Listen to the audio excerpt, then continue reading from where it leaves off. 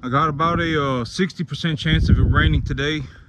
This calf right here, she kind of looking a little wonky, but about 4 days ago, I actually gave her a couple of tablets of sulfamethazine because she was having real bad diarrhea and she was coughing, and she started looking a little janky today, but I think she'll be okay. I just got to keep an eye on her. Ear tag number 3 on her back end. The sale barn sticker's 1300. But I'm gonna keep an eye on her, and she's definitely doing better than what she was before I gave her the sulfamethazine. You know, when it rains a lot, you're gonna end up if you're in a situation like me, you're gonna end up with pooling water. With water pooling all over the place. You're gonna have puddles of water all over the place, and the animals are gonna walk around and drink it. And that's what I'm talking about when I talk about poo-poo water. If these animals, if they drink a bunch of poo-poo water, they're walking all over it and they got poop all up in it and they drink it, they're probably, you know, you just need to be ready to see an animal get some kind of a poo-poo water disease. Or not, maybe not a disease, but illness. You know, and sulfamethazine, from what I have seen, I'm not giving anybody any recommendations. If you want recommendations for medication, go and ask a veterinarian. I went and I asked the veterinarian, and this is what they told me. And then they sold me the medication. If your animal, the veterinarian told me, if your animal, more or less, they told me if your animal is having some sort of a very bad gastrointestinal illness, like they are having some sort of a major diarrhea or something like that, then it's good to give them the sulfamethazine. That's what they told me. And so, as soon as this field dries up, as soon as this field dries up enough for me to get a tractor back onto my field, I'm gonna go around and I'm gonna reseed any areas that are, but you can see, I actually did this in the dark. I seeded my field in the dark, and my field is coming up pretty good. The whole thing is green. I see one little spot right here that I think I missed. But other than that, I would say I got 70% of it. You know, I got 70% of it. And so I actually did this in the pitch dark, believe it or not. You know, I was running out of time and it was gonna rain the next morning, and you know, I was running out of time, and so I did it in like the darkness. I couldn't see jack squat, and I actually managed to do it. And so, and I got about 70% of it done.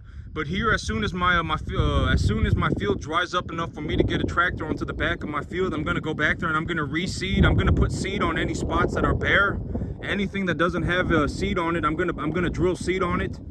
And I'm also gonna fertilize it, and same with the front. The front grass is coming in real good too. Here in about 3 weeks, these animals, I'll be able to put them back on the grass. I would think it's about 3 weeks. And when your grass is like this, okay, so when I talk about these things, you know, I always say you need to speak as objectively as possible, right? You don't want to be in a situation where the only thing you have are opinions. You know, opinions are usually very, very, very closely related to BS, to nonsense. Your opinions do not matter. When you speak, you need to speak objectively. It does not matter what you're speaking about. When you're at the bank and you're talking about money, you need to speak objectively. When you're looking at a field of grass and you're looking at the grass, you need to speak objectively. When you're talking about cattle, or you know, whatever it may be, you need to learn to think objectively. You know, you don't want to be in a situation where all you have are opinions, because your opinions are probably wrong. I'm just gonna be straightforward with y'all. You know, I'm not gonna treat you like you're 5. If you want, you know, I don't know how else to say this. You know, I'm not gonna treat you like you're 5 years old. If you want me to sit here and tell you that you're special and you're important, and that you fell out of heaven to 7, and that you don't need to worry about money, and you don't need to, you know, if you want me to treat you like that, I mean, you need to go somewhere else. You know, your life is not a La La Land journey, and if you do not get it together very quickly, you could end up in a situation where you end up scraping across the bottom, life full of nonsense. You know, so I'm going to talk about the grass first real fast, okay? And I'm not going to treat y'all like you're 5. You know, if you want me to sit here and go, oh, we're going to go and get a whole bunch of solo cups together, and we're going to have an arts and crafts, you know, we're going to do arts and crafts today. We're going to go and get a whole bunch of solo cups. You know, we're going to go to the nursery and we're going to ask for throwaway containers. If you want that, you know, if you want me to treat you like you're 5, I'm not going to do it. I mean, you need to go somewhere else. You know, this is not arts and crafts time, okay? You know, when you're looking at a field you know, if you are 5, which I really highly doubt, you know, I think like it's just 70% of people watching my channel are between 15 and 35. And so, you know, I'm not going to treat you like you're 5. And if you expect me to treat you like you're 5 and you want me to sit there and hold your hand and we're going to make it through this thing together. And, you know, you and me were buddy pals and kumbaya time. And, you know, everybody was born special. And what you are doing is, you know, I'm not going to treat you like that. You know, most of you are not going to make it. I would be surprised if there were, you know, if out of 10,000 of you, one of you made it to the 10% mark, I would be very impressed. If one out of 10,000 of you made it to the 10% mark, I would be very impressed. At the rate most of y'all are going, you wouldn't even make it if you lived to be 5,000 years old. You're completely going off in the wrong way. And here's a good idea of going off in the wrong way, right? Let's say you're in a situation where you are legitimately, I don't have $2,000. That's you, right? I don't have $2,000. You know, I'm doing ABC, so it turns into XYZ. If I do this, and that, I'll end up with 15 cents in my bank account at the end of the month. Or, you know, if I do this, and I do that, then I'll end up with $10 in my bank account. Let's say that is you, right? And this is what I mean by you're going the complete wrong way, and you should consider going 180 degrees in the other direction. How about we not do that plan? We come up with a different plan entirely, right? We don't go and do ABC, right? We don't go and spend the last of our money. We don't sit there and try and budget for the last $10 that we have. How about we not do that, right? And we go the other way. How about we think about making $20 today, right? How about we think about making $25 today? Instead of spending $20, how about we go the other direction completely, right? We think about making $25 today. This is what I mean by, you know, you're going completely in the wrong direction, and you should just do a 180 and go the complete other way. It's a very realistic, you know, example. If you're in that situation, I don't have $2,000, ABC, then XYZ. If I do ABC, then I'll turn into XYZ. How about we just come up with a completely new plan that is objectively better? Right? I mean, and you can do that with anything, right? I mean, it's not just money. You know, you can do it with cattle. You know, all of these cattle, I had them on a diet of 52% TDN diet. That was 10% protein, and these animals were growing bone thin. You know, how about, you know, I come up with a different plan, right? I'm gonna go up to 60. I'm gonna see how they do on 60 and at 12% protein and whatever it may be, right? I mean, just come up with a completely different plan. Rethink what you're thinking about, right? And so, and a lot of these things that when I speak, it is objective. It does not matter what you think. I am giving you the answer, and the answer is 93% or so correct or more. If you come up with something that is objectively better, not some I fell out of heaven a 7, and this is the answer that I was born with, and Billy Joe Bob also has this answer, but Billy Joe Bob is kind of a moron. You know, you don't want to be in a situation where, you know, you have the wrong answer and you are just giving the wrong answer to everybody, thinking that it's the right answer, because now you got a situation where you have a whole bunch of people who got the wrong answer, who think that it's the right answer. And, you know, to correct all of y'all at once, it would be almost impossible. You're all screwed. Legitimately, if you corrected that before you died of old age, if you corrected that, it would be a miracle. It would not be normal. The average person cannot correct that behavior. And so when I look at my grass, okay, so when I look at my grass right now, if I put these cattle on my grass right now, it would be a health hazard for my animals. The grass is in a very early stage of development, and when it's at a very early stage of development, the feed values of the grass are very high, and it's also very palatable. The animals will want to eat a lot of it. And the feed values are very high. The protein concentrations are going to be around 25% or more. You know, somewhere over 20% protein is okay. So this grass, it's being grown on a field that I plowed up grass that was up to my shins. So the grass was up to my shins, and I plowed that back into my field, and so that grass is decomposing and it's acting as starter fertilizer for these plants. So these plants are more than likely in some degree of saturated fertilizer levels, right? There was more than enough fertilizer for this grass to somewhat be growing optimally. So if I let my cattle out on the grass right now, they are going to come back bloated up like hot air balloons. And so it's a health hazard for my animals. And this is objective information. I'm not giving you an opinion. These are this is the answer, and it is 93% correct. And use this answer unless you objectively have a better answer. I've always said this, right? You know, just use this answer unless you have something that's objectively better. It cannot be something I fell out of heaven at 7. My life is a magical journey, and I was born with this answer, and so it is correct. And Billy Joe Bob also thinks that this is the answer. You don't want to be in that situation. This is objectively correct, right? And so if I put my animals out on this grass and the grass is coming in this good, the animals, it's going to taste very good for the animals. It's going to be very palatable.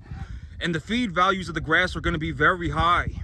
You know, over 20% protein, over 80% digestibility.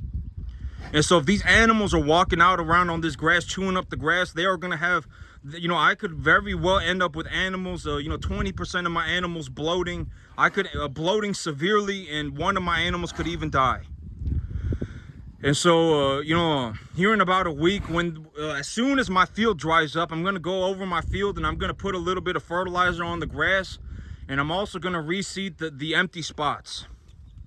And so, you know, that's the plan for the field right now. And as soon as the grass is in some stage of okay, so these animals, I have them on a commodity feed right now, and they're doing okay on it. They're doing good. They are, you know, I'm still making a little bit of money. You know, a lot of my animals are still small, and so they don't eat very much, and their pound of gain per animal is still, you know, a lot of my animals are still small, and if they put on a pound of gain, that pound of gain is actually valued more than if a bigger animal puts on a little bit of weight. But the smaller animals are not going to put on weight as fast as the big animals. The big animals will put on weight faster simply because the bigger animals have more of a capacity to eat a larger volume of food.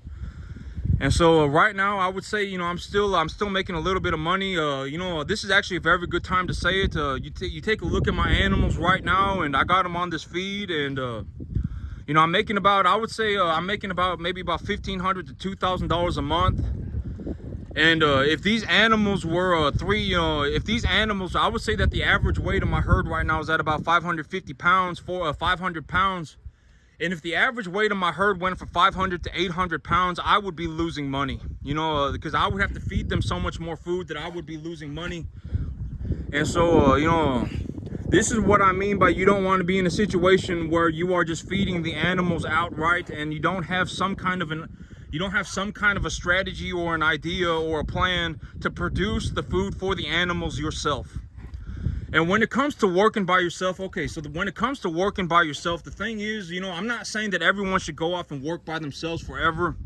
But what I am saying is that if you are in a situation where everybody abandons you, nobody is willing to help you at all, you are on your own, you should still be able to make about $20,000, $30,000 a month. You should be able to, right? Even if everybody you know just left you on your own, right? And you had to handle things by yourself. Let's say you had a business. Let's just say you had a business, right? And you were making whatever, right? Let's say all of your employees quit. You should still be able to walk out into the world and make yourself about $20,000, $30,000 a month. That's the goal, right? Because at that point, it doesn't matter. You know, you could be working, you know, by yourself. You know, let's say you ended up working with somebody who turned out to be a moron, and they went off walking off into la la land. They quit. You fired them. Something happened, and you know, and now you're on your own. Your business should not collapse because you are on your own. You should still be able to make $20,000, $30,000 a month. And when it comes to money, right? And I say I make $15,000 a month on this field. That's not up for debate. I've already said that is not up for debate, right? That is not up for debate. You know, the money is the money. The money is not subjective. I make $15,000 a month. It does not matter what you think. I bring home the checks, right? I mean, I just do. I mean, I don't know what else to tell you. You know, do not, you know, default moron. You know, a lot of people, I say a lot of people, if you leave them alone, they will go right back into defaulting into being a moron. They will, you know, they will get lost at sea. They will, the apple juiced mindset. It's all the same thing, right? Default moron, apple juiced mindset. You know, flopping around in the ocean, flailing in the ocean. It's all the same thing. you know, the thing about the apple juiced mindset and default moron and flailing in the ocean is, you know, this is what I've always said, right? You're not going to know anything about anybody until you put them in a difficult situation, right? But because when they're not in a difficult situation, they still have the capacity to walk around in mentally in I am in la la land mode, right? I am in la la land. Everything's going okay for me. There's nothing for me to worry about. You know, my life is a mystical, magical journey, and I fell out of heaven to 7. That's why I'm here, right? They are like that. Mentally, they are like that. And so you're not going to know anything about anybody until they enter the apple juiced mindset, right? The default moron and, you know, the flailing in the ocean, right? You're just not going to know anything about anybody until you put them in a hard situation. You know, do they come out the other end a better person? Do they spiral downwards? Are they on an upwards trajectory? You're not going to know anything about anybody until you put them in that mindset. And then when you squeeze them, when they enter the apple juiced mindset, the only thing that can come out of them is what is in them, right? And then that is reality. And so when I give you these answers, do not default moron, right? Oh, this is completely wrong. Oh my God, you know, this is completely wrong. This guy, this is just completely wrong. And the answer that I was born with is right. Do not go into default moron. Do not start flailing in the ocean. If you end up like that, it will be almost impossible. It's not possible to save you, right? And here's what I mean by default moron. Once you picked up a bad habit like that, it is impossible to save you. Here's what I mean. Let's say you have a gambling addiction, right? You're addicted to gambling, or you're addicted to whatever, right? You're addicted to drinking or something, right? You have a problem, and it's you're addicted to spending money, something, right? I mean, you can have a spending addiction, right? And let's say you have this problem, right? And you have a drinking problem, and you think, oh man, well, if I just had an extra $10,000 a month, if I just had an extra $10,000 a month, my problems would be solved, right? My problems would be solved. I wouldn't, you know, if I just had the money, my problems would be solved, right? You're flailing in the ocean. You are default moron. You are, you know, apple juiced mindset, and you are sitting there with this drinking problem, and you are going, oh, if I just had the money, my problems would be solved. If you had the money, your problems would get worse. You would start, more than likely, you would start drinking even more.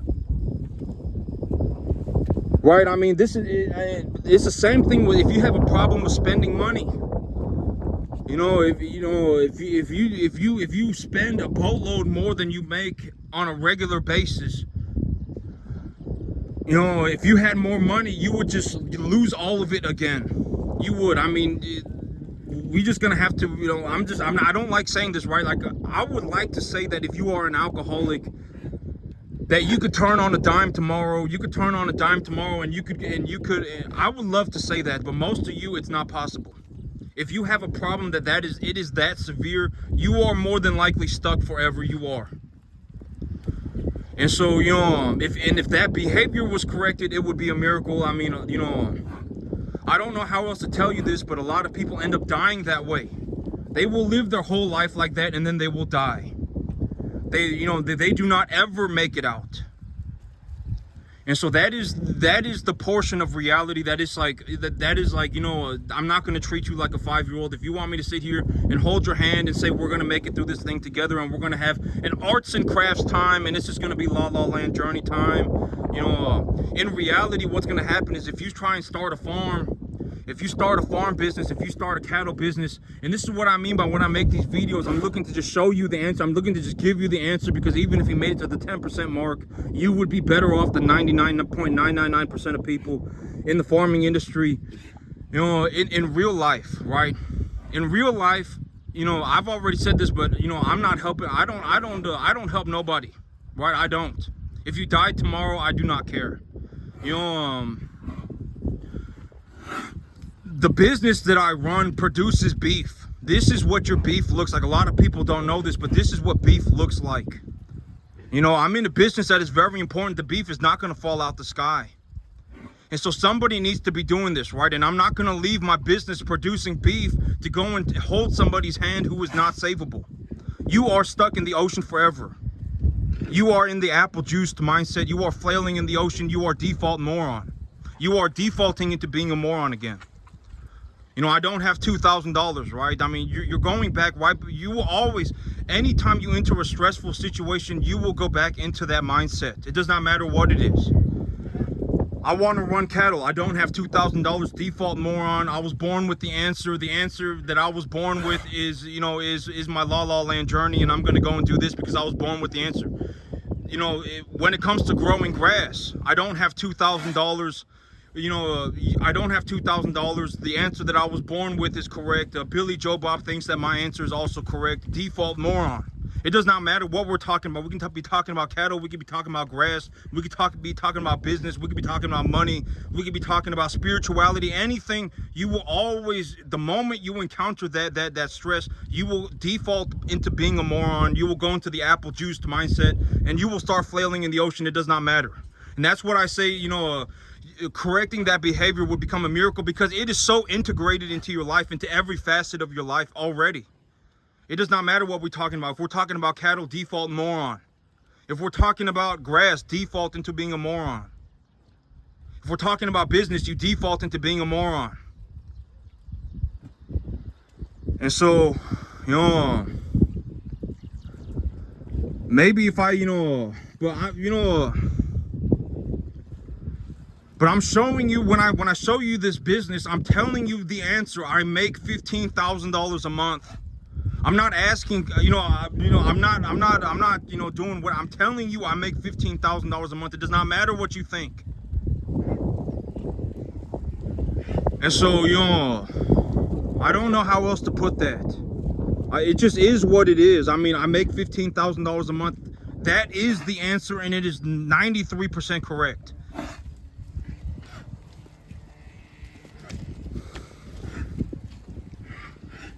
You know, hearing about, you know, as soon as my grass is up, and I'm starting to take these animals to market, I'm gonna go and I'm gonna work on raising my herd count up to 60. So I got 45 animals over here right now, and I'm gonna raise my animals up to, I'm gonna raise my herd count up to 60. You know, I'm gonna raise my herd count up to 60. I'm gonna see if they got any food left, but I got them on this commodity feed. And as of right now, yeah, they still got plenty of food left over. And so as of right now, I would say that I'm making about, you know, well, I would say that with my expenses as of right now, I'm making about, I actually ran the numbers this morning. And I went from making about $250 a day to making about, I think it's about 100. And so right now I'm still making about $3,000 a month. But you know, as these animals get bigger, my expenses are going to go up, because as they get bigger, they will eat more. And so you know, I need that grass coming up as soon as possible, and I need the grass to be at a good stage of at a good feed quality for me to feed these animals. Because if the feed qualities of the grass are too high, they'll end up bloating on it. I have had an animal die from eating too much grass. You know, I have had it happen, and I don't want that happen again. I don't want it to happen again. And so you know, yeah, I'm making about $3,000. I'm making about $100 a month right now. $70 to $100 a month. It's somewhere between $2 and $3 grand a month is what I'm making right now in terms of a net profit. But as soon as my grass comes up, my net profit skyrockets to about $5,000–6,000 a month. I almost triple my net profit. And the good thing about the grass is that when the grass comes in, when this grass is grown in the spring, in the warmer seasons, the warmer season annual grasses accumulate biomass at a very rapid rate. They accumulate biomass at a much more rapid rate than the grasses that are grown in the wintertime, and perennial grasses as well. And so, you know, this grass, you know, I can essentially, even if I had 60 800-pound animals, if I had 60 animals and they all weighed 800 pounds, I could feed them on 10 acres of grass, zero problem.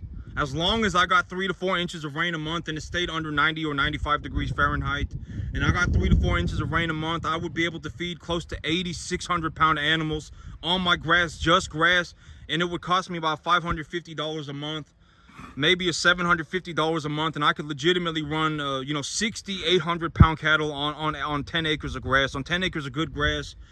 And so my profits skyrocket. And so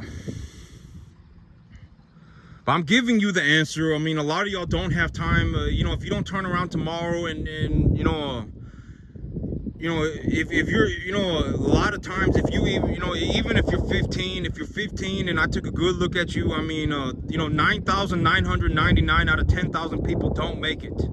You know, you have to understand that 9,999 out of 10,000 people do not make it.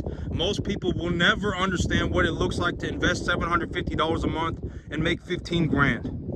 Almost nobody, you may not ever get to see it. And the thing, what I mean by people like me are all over the place, but you know, I may be the only one that you ever get to find unless you look very hard. I mean, most of the, you know, I may be the only person who is actually, you know, you may be able to find who is like, I invest about $750 a month and I make about $15,000 on it.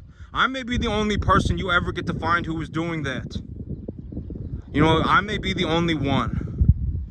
And you know, if 9,999 out of 10,000 people don't make it, the chances of you not making it are very high to begin with. And you know, the reason you don't make it is because you have a lot of bad habits and you are default moron, you're flailing in the ocean, you're not really good for nothing. I mean, and here's also the thing about capitalism is that if you try to start a cattle farm, if you look to start a cattle farm, you have to understand that in a capitalistic society, you and I are competing. If I completely run you over, your business is going under. If you cannot compete with people like me, because I always say that people, you know, like me, I did not come up with this on my own. There are a lot of people who run this business, right? I did not come up with this on my own. You know, I watch people who are on the very, very, very top end of the cattle business. And if you go out into a capitalistic society and you think that someone like me is going to help you run a business, I'm going to hold your hand and treat you like a 5-year-old. You're already done for. You're going to get wrecked. You're legitimately just going to get stomped into the ground and then you're gone forever. You will never recover.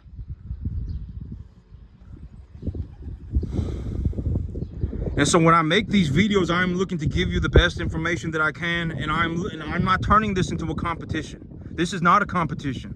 But if you started a cattle business and we ended up in a situation where you and me were now going head to head, and it was a legitimate, you know, this is a capitalistic society, right? Legitimately the strongest takes all of it.